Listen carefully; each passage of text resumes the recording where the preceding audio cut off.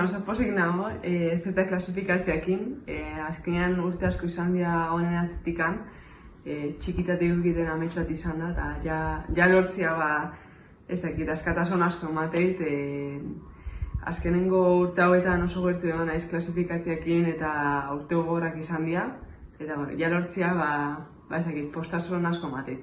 Aste honetan sentimendu asko egon dira, oso konfianta etorri naiz txapelketa honetan, nire buruan konfiantza askokin ondengo nula txapelketa hau, azkenean oso ondo nahi surfeatzen, tabla ona jukitut, baina, gero manga iritsian momentuan ez dut oso manga ona egin, eta manga bukadan momentutik gaur arte 3 egun gogor izan dira, non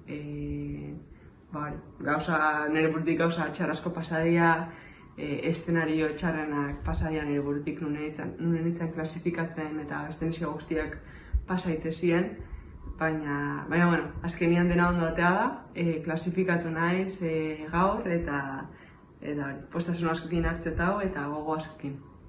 Urte oso polita dator horretikan, lehenengo aldia da azkenengo 4 urtetan zetian igotzean jendiak urte guztia daka parte hartzeko, ze azkenengo urte hauetan urte erdian zehar mosketa atzean, eta urteen kompetidori guztiak urte guztia egiteko aukera aukikoe. Eta oso froga berezia datoz aurretikan, egitea opo, Fiji, Bells, Snappers, eta ez dakit. Froga oso ikonikoak nun beti ikusi ditugu profesionalakot parte hartzen, eta gogo askokin hartzitut hauek. Eta ja laizter hasikoa lehenengo froga, 2 astetan, eta gogo askokin joatea. Eskerrak eman jarraitzen entzazten guztiai, eskenengo aste hauetan animatzen entzazten jende guztiai, batez ere nire familia eta nire ondokoai, gie ere bai, horre ondala azkenengo urte hauetan nire albuan momentu on eta antatxarrenetan ebai.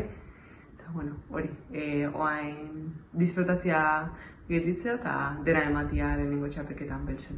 Eskerrik asko.